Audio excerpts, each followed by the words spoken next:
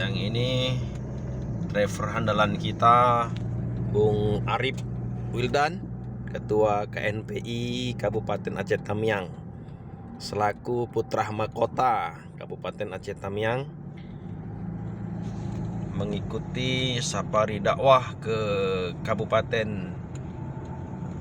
Aceh Tenggara. Yes.